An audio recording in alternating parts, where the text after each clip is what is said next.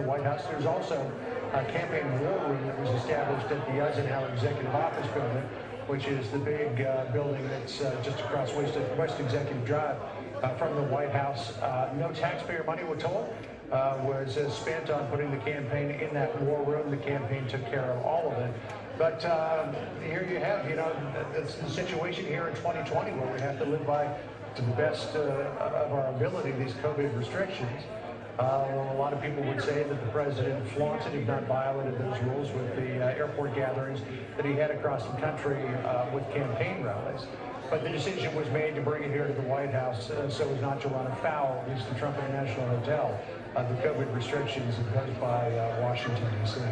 So, John, Joe Biden came out at 12:31 this evening, a little over an hour and a half ago now, and the president was going to come out about 5 minutes ago. I mean, you have to wonder if there's ongoing discussion or what took them this long to do this at 2:05 in the morning in terms of how they're going to present their case here.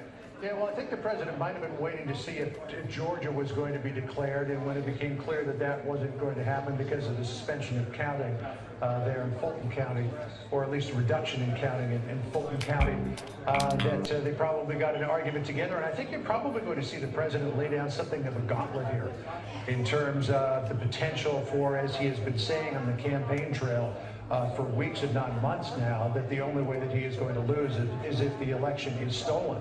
And maybe sort of lay the groundwork here for myriad legal challenges to the outstanding vote or these extended deadlines that we see in many states across the nation. There was a thought earlier tonight that if the president looked like he had a sizable lead in places like Pennsylvania and North Carolina, that there wouldn't be any reason for a legal challenge. But as that vote begins to tighten, and we expect that it will tighten in Pennsylvania as well, as more results come in from the heavily Democratic areas around Philadelphia and Pittsburgh, that the likelihood or the probability of a legal challenge grows with every vote for Joe Biden that comes in and every percentage point by which the vote difference begins to tighten. So I think the president may begin to lay the case there that he has to go into court and start to challenge these votes for fear, as the president will likely say, that the election could be stolen from Republicans. All right, John, stand by. Chris Wallace, what do you think the president's going to do? He obviously listened to the former vice president. Yeah, I think that both of them are setting the table for the possibility of legal challenges. And, it's going to be, it'll be interesting. It does seem somewhat reminiscent of 2000. The Democrat is saying count every vote, keep the vote going until every vote has been counted. And the Republican, in this case, President Trump, is going to say that, there's a way to do it, and that we're going to go to the court to protect our rights, and we are worried about tampering with the vote. It's somewhat different, however. Obviously, in Florida, we had a result in Florida, or close to a result, a disputed result.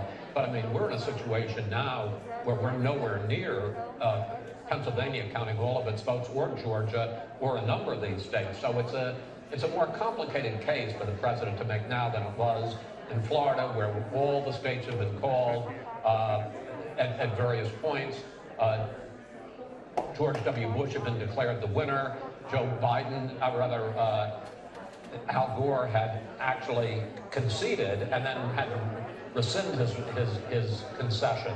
And of course, the famous line where Gore said, "You don't have to be snippy about it." So, I mean, this is going to be a more complicated and tougher case for this president to make than it was for George W. Bush. And it's going to be excruciating for the country. Well, I think it'll be, so divisive in terms of, you look at the comparison. Let's take a state like Pennsylvania. You look at the rural counties in the middle versus, the counties that are strong Democratic counties, Pittsburgh, but also around that Philadelphia area. That's one level of division. But I think you also have to keep in mind, in a place like Georgia, you're looking at votes around the Atlanta area, heavily minority votes. In Pennsylvania, again, we're looking at votes concentrated in the Philadelphia and Pittsburgh area. Again, specifically in Philadelphia, heavily minority votes. And the suggestion that there might be some hanky-panky or fraud or whatever is, again, going to raise the level of division, I think, in the country. I think it just tears our social fabric. Can I We just... have, let me hold on one second.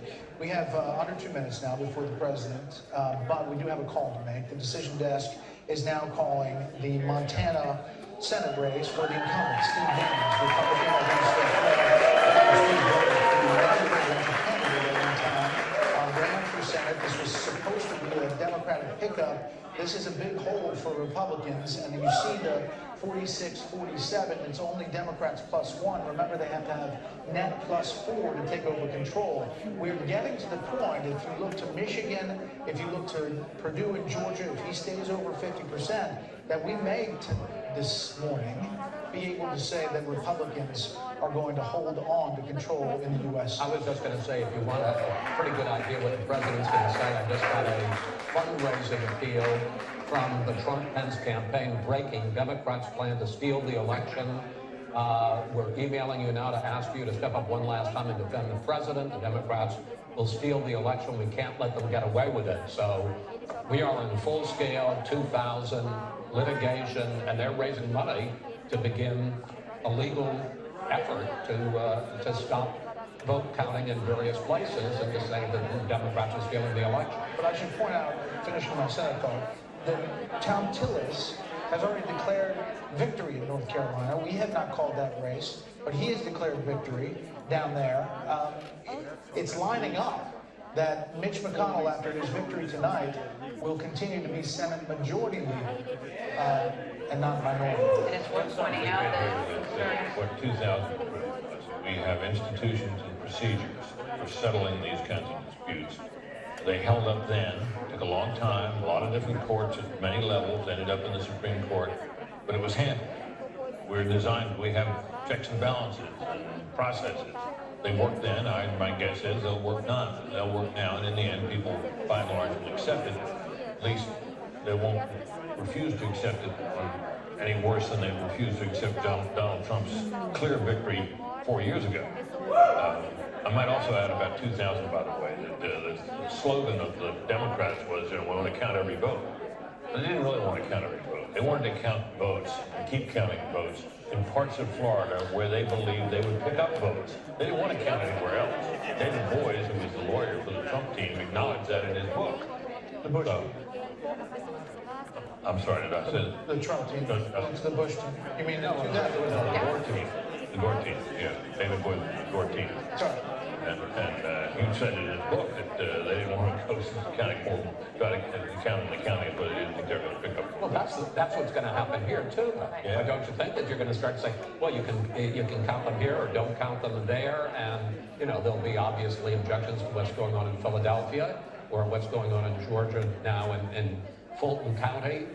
I wish I were as optimistic as you, and certainly I don't think the country's going to come apart about it. But That's what I'm saying. this is the last thing the country needs. I mean, so many people are close to a political nervous breakdown, and it seems to me this is going to put us closer to the edge of that. it's a 2020 cherry on the top of a really awful Sunday that the country really does not need.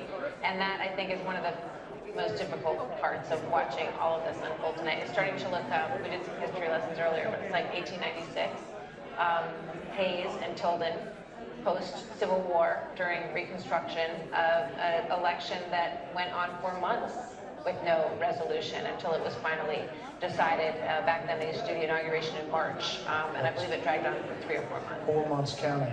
But here's a benefit. We are now 13 minutes with Britt still here as we wait for President Trump Every minute's a bonus, to Brett. speak. Dana, your thoughts as we get ready to hear from President Trump? I can hear Biden snoring now. Having worked in the Bush White House, that Bush v. Gore decision, it was deeply scarring for a lot of people, and we all remember it. We were there covering it.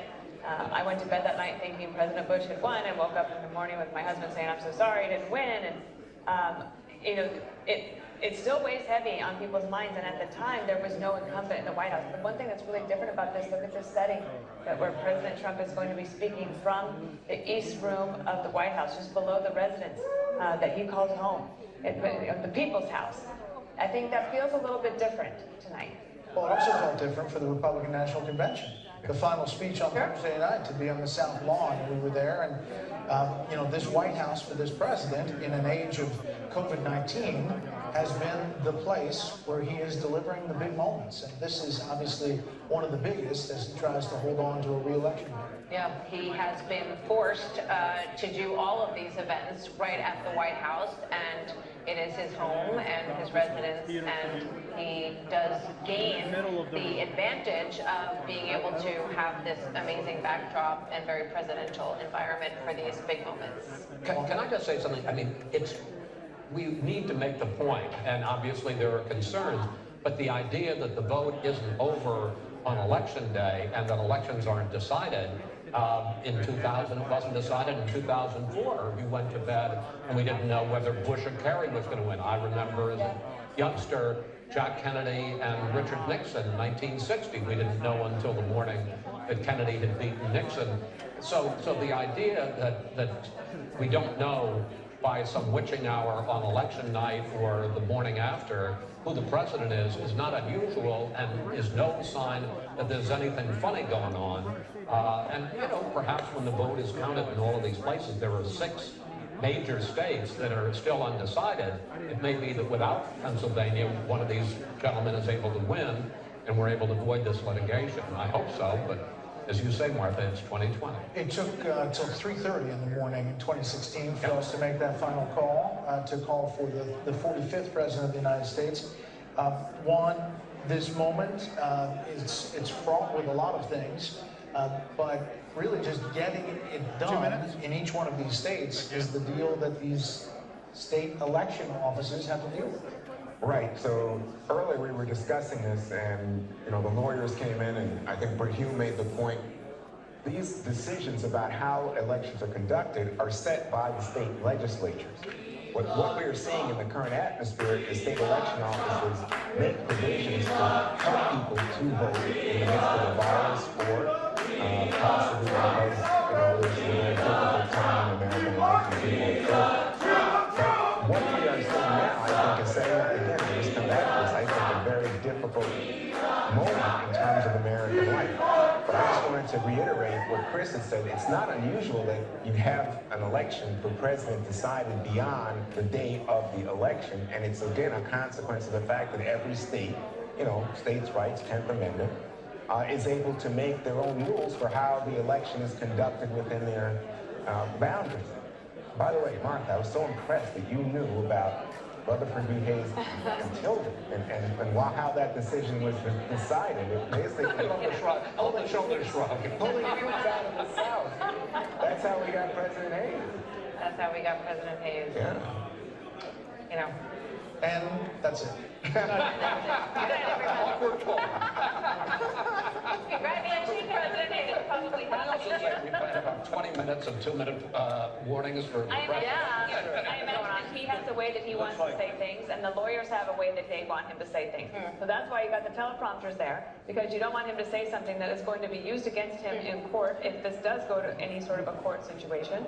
So you're saying this is not a freewheeling operation? This is not a rally. I would say that. Yeah, that's an interesting thought.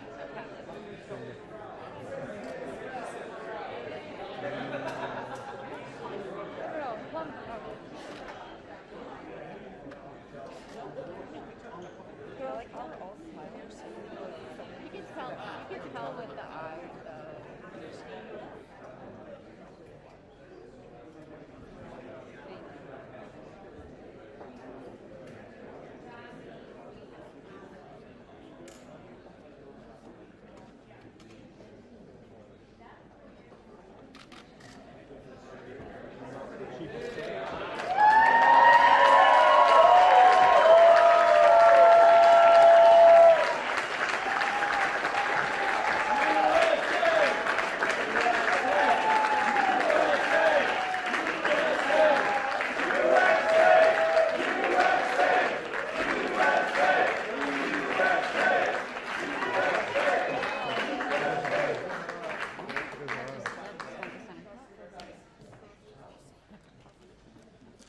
Ladies and gentlemen, the President of the United States, Donald J. Trump.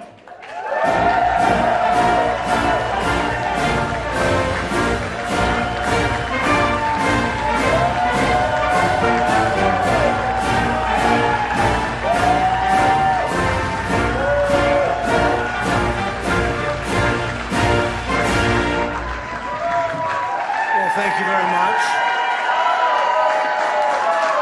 Thank you. Thank you very much. Please sit. Thank you. This is without question the latest news conference I've ever had. Thank you. I appreciate it very much. And I want to thank the American people for their tremendous support. Millions and millions of people voted for us tonight. And a very sad group of people is trying to disenfranchise that group of people. And we won't stand for it. We will not stand for it. I want to thank the First Lady, my entire family, and Vice President Pence, Mrs. Pence, for being with us all through this. And we were getting ready for a big celebration. We were winning everything, and all of a sudden it was just called off.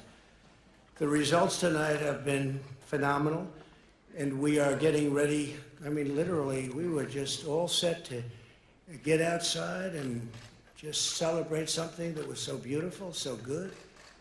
Such a vote, such a success.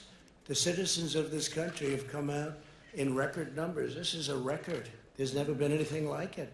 To support our incredible movement, we won states that we weren't expected to win. Florida, we didn't win it. We won it by a lot. And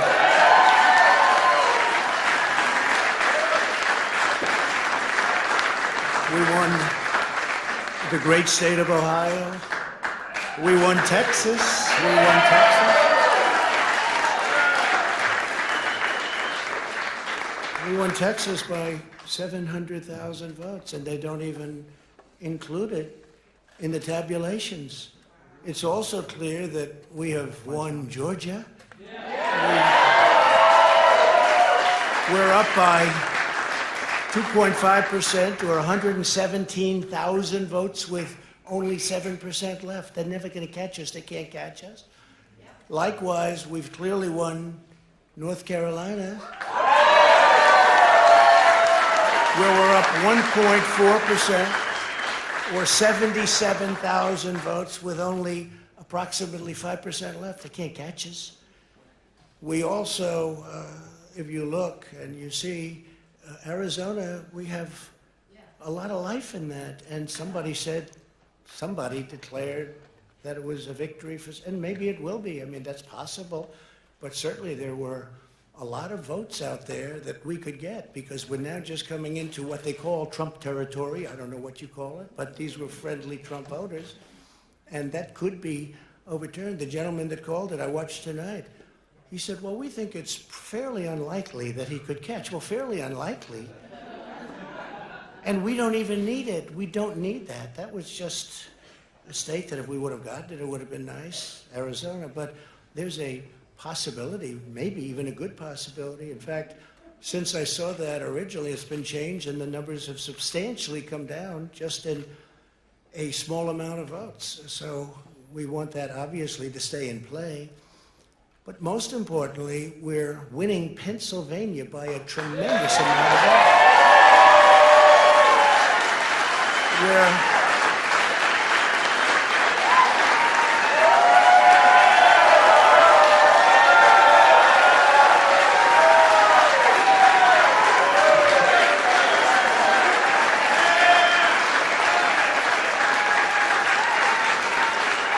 We're up 600. Think of this. Think of this. Think of this.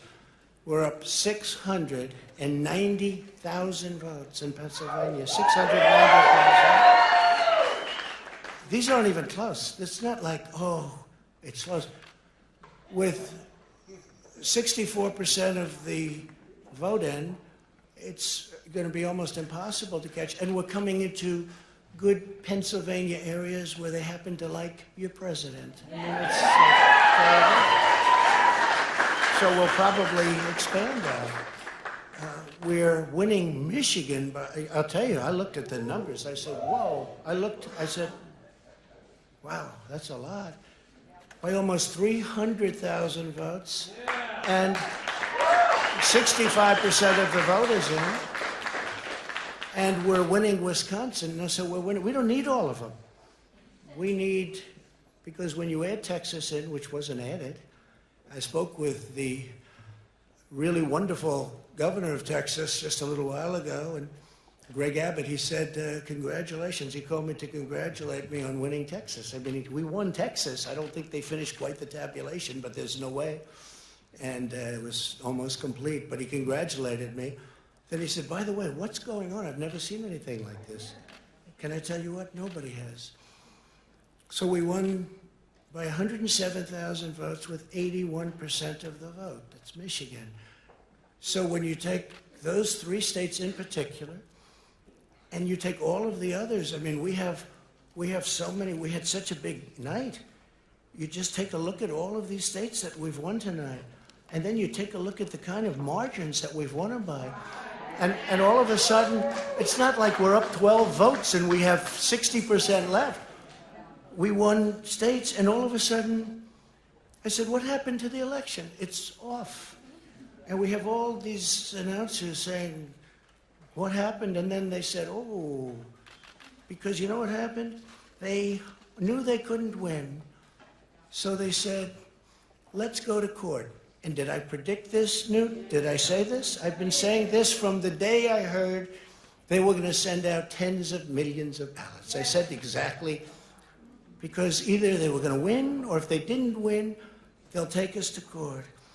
So Florida was a tremendous victory, 377,000. Texas, as we said. Ohio, think of this. Ohio, a tremendous state, a big state. I love Ohio. We won by 8.1%, 461. Think of it. Almost 500,000 votes. North Carolina, big victory with North Carolina. And so we won there. We lead by 76,000 votes with almost nothing left. And all of a sudden, everything just stopped. This is a fraud on the American public. This is an embarrassment to our country. We were getting ready to win this election. Frankly, we did win this election. We did win this election. So our goal now is to ensure the integrity for the good of this nation. This is a very big moment. This is a major fraud in our nation. We want the law to be used in a proper manner. So we'll be going to the U.S. Supreme Court. We want all voting to stop. We don't want them to find any ballots at 4 o'clock in the morning and add them to the list, okay? It's a very sad moment. To me, this is a very sad moment, and we will win this, and we, as far as I'm concerned, we already have won it. So I just want to thank you, and I want to thank all of our support. I want to thank all of the people that worked with us, and Mr. Vice President, say a few words, please. Please.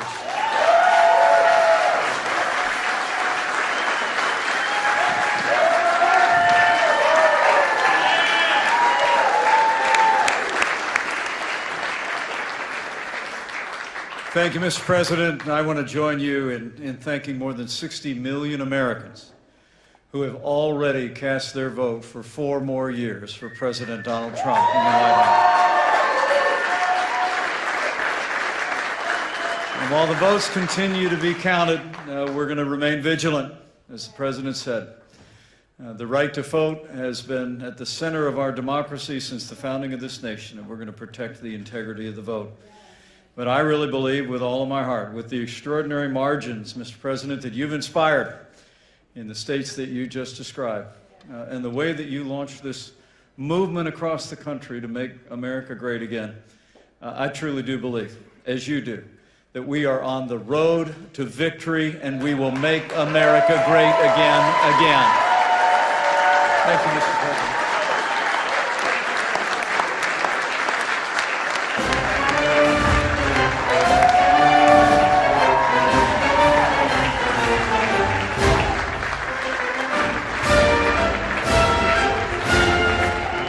Victory in Pennsylvania. We're up by 400,000 votes, with 86% of the precincts in. 86%, and we have Republican votes still coming in from Trump country. And the Democrats know that the only way that they could win this election is to cheat in Pennsylvania. And we've seen it from day one. We found ballots in drainage ditches. They're not letting our poll watchers watch the polls. They're not letting them inside. There's video after video of them passing out collateral material in polling sites all over Philadelphia. They're trying to cheat. They have 3x5 printed big posters in polling locations all over the city saying to vote for Biden and Harris, which is totally illegal. They're passing out flyers. The supervisors of elections, we have them on video, certain ones wearing literally Biden-Harris face masks in polling locations, which is totally illegal. And now they won't let, and we brought one great gentleman here with us today, Jeremy, who's a poll watcher down at the convention center. They won't even let him watch as they count the ballots. They put them behind a fence 40, 50 yards away where they actually can't see the counting happening. Guys, this is fraud. This is absolute fraud. We've seen it in Philadelphia before. They're trying to make a mockery of the election of this country. My father is up by almost 500,000 votes in this state with 86% reported and plenty of red counties left to go. We're going to win Pennsylvania, but they're trying to cheat us out of it because they know it's their only path to victory. And so we came here today. We met with all our lawyers. We are going to file suit in Pennsylvania. It's a shame that we have to do that. It's the last thing that we wanted to do. It's the last thing my father wanted to do. But this is rampant corruption, and it can't happen. It simply can't happen. It's not fair. This isn't democracy. It is very, very sad that we're here in the city that's really the birthplace of our democracy. And this is among one of the most anti-democratic things I've ever seen or encountered. And it's not just here in Philadelphia. This is going on all over the country. We have filed a lawsuit. The lawsuit actually required that when these mail-in ballots that you know are highly suspicious anyway, this form of balloting has always been considered the most prone to fraud. That's according to the New York Times when it didn't apply to candidate President Trump.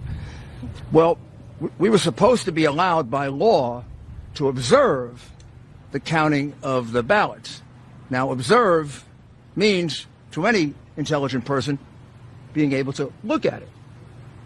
The way it's interpreted by the Democrat crooked machine of Philadelphia is that the observers can be 20 or 30 feet away, never able to see the ballot itself, never able to see if it was properly postmarked, properly addressed, properly signed on the outside. All the things that often lead to disqualification of ballots or make it very easy to dump 50,000 totally fraudulent ballots because they're not observed. This went on for 20 hours. While all of you thought there was some kind of legitimate count going on here in Philadelphia, it was totally illegitimate. So we went back to court, and we went before a Democrat judge. No need to tell you what the result in Philadelphia is if you're before a Democrat judge. Obviously a political hack who doesn't know the meaning of the word observe. Observe means to be able to look. Not a single Republican has been able to look at any one of these mail ballots. They could be from Mars, as far as we're concerned, or they could be from the Democratic National Committee. Joe Biden could have voted 50 times, as far as we know, or 5,000 times. The ballots could be from Camden. Philadelphia, unfortunately, and I would say this about my own city, has a reputation for voter fraud. You have a reputation for dead people voting, and we're going to go look at just how many dead people voted here. I didn't think we'd have to do that, but we will. And you have a reputation for people being bussed in from Camden voting here. Wouldn't be the first time that happened. But this goes way beyond any of that. And let me also add that this isn't happening just here. We have exactly the same lawsuit in Wisconsin, where exactly the same thing happened. Except in Wisconsin, mysteriously at 4 o'clock or 3 o'clock in the morning, about 120,000 ballots appeared. Oh, here come these ballots. Well, we have no idea if they really are ballots. We have no idea if they're signed, if they're postmarked properly, if it isn't just the same person who submitted 100,000 ballots, and they all got counted. This is the way they intend to win. Now I'm informed by former Congressman Sweeney, who's been going around the country and collecting this information, that similar situation in Arizona, similar situation in Nevada, and a similar situation, what am I missing, John? Where are you? In Michigan, in Detroit, Michigan. Again, let me be specific what it is. This whole new thing that never happened before in our country, these mail-in ballots, which has been a cause of real concern for everyone because they can easily be fraudulent. Well, one of the things that the law attaches to that is the right for both parties to observe the ballot, the way we do with absentee ballots. You make certain it's properly signed. On the outside, there's a signature. You make sure that it's properly postmarked. You make sure that it's properly addressed, and then you pass on it. A number of these are often challenged by the Democrat representative or the Republican representative. We never got a chance to look at a single one of them. The gentleman here who did this for us says about 100,000 ballots went through that process in the 20-plus hours in which they wasted his time by not allowing him to see a single ballot. Well, that's 120,000 ballots that should just be taken out of the count. So you want to look at that number, that 120,000 should come out. And this is an area in which Biden is getting 60, 70% of the vote. I don't know if this is going on any other place, but it is going on with enough frequency in Wisconsin that we've brought suit, and now we'll have to look into 3 other places. What it says to me is this is a concerted effort of the crooks that run the Democrat Party. And you know these big city machines are crooked. You know that. 20 years, 30 years, 40 years, 50 years, 100 years of one-party rule leads to corruption of all kinds. Voter fraud is one of the biggest because that's how you keep your power. But we're not going to let them get away with it. They're not going to steal this election. This election gets decided by the people. These people, the elite, they don't care about the people. The people are the deplorables, the chumps. They're not important. To President Trump, he's the whole reason that he ran for office. And he's the whole reason for which he's carrying on this campaign, so that your vote can mean something, so that your vote doesn't get wiped out by 100,000 fraudulent, meaningless paper ballots that no one gets to observe. So we are going to continue the lawsuit here. We're going to bring a second one, and then we're going to bring a federal lawsuit. And we're going to take a very good look at whether we bring this nationally. We certainly are going to bring it here and in Wisconsin. Quite possibly, we'll do a national lawsuit and really expose the corruption of the Democrat Party. But this is beyond anything I've ever seen before. This comes when you think you have so much power and you own the media that you can do anything you want. Well, sorry. We're going to fight for the people. We're going to vindicate their right. And the ultimate result is President Trump has won Pennsylvania. I've never heard of a count where you're ahead by 400,000 with 80+% counted, and they haven't called it for you yet. They called California the moment the polls closed. How many votes do you have to be ahead to win, for a Republican to win here? How many votes do we have to be ahead? 400,000 is not enough? With 80+% counted, I think there's only 14% of the vote to go. Do you think we're stupid? You think we're fools? You know something? The Democrats do think you're stupid, and they do think you're fools, And that's why you get called deplorable and chumps. It's over. We're going to stick with this. We're going to win this election. We've actually won it. Just a matter of counting the votes fairly.